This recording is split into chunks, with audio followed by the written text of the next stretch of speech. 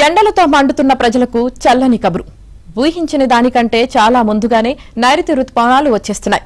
కొద్ది రోజులుగా చురుగ్గా కదులుతున్న రుతుపవనాలు నిన్న దక్షిణ ఉత్తర అండమాన్ సముద్రం, అండమాన్ నికోబార్ దీవులు, దక్షిణ బంగాళాఖాతంలోకి ప్రవేశించాయని భారత వాతావరణ శాఖ ప్రకటించింది. రుతుపవనాల ఆగమనం దృష్ట్యా గత 2 రోజులుగా అండమాన్ నికోబార్ దీవుల్లో విస్తారంగా వర్షాలు కురుస్తున్నాయి. జూన్ 10 నాటికి రుతుపవనాలు తెలంగాణను తాకుతాయి.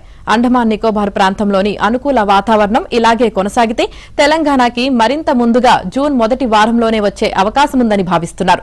సాధారణంగా అండమాన్ నికోబార్ దీవుల్లోకి మే 22న రుతుపవనాలు ప్రవేశించాలి. అయితే ఈ ఏడాది వాతావరణం అనుకూలంగా ఉండటంతో 9 రోజులు ముందుగానే వచ్చేశాయి.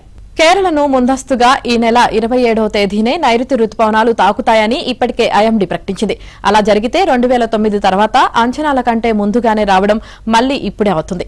ఆ ఏడాది మే 23నే కేరళలోకి ప్రవేశించాయి. నిన్న అండమాన్ సముద్రంలో ఉపరితల ఆవర్తనం ఆవరించింది. దీని ప్రభావంతో ఈ నెల 16 నుంచి 22 మధ్య తూర్పు మధ్య బంగాళాఖాతంలో అల్పపీడనం ఏర్పడే అవకాశముందని వాతావరణ నిపుణులు అంచనా వేశారు.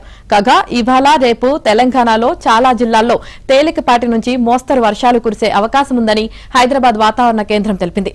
వచ్చే 3 రోజుల్లో గరిష్ట ఉష్ణోగ్రతలు సాధారణం కంటే 2 నుంచి 3 డిగ్రీలు తక్కువగా నమోదయ్యే అవకాశముందని పేర్కొంది.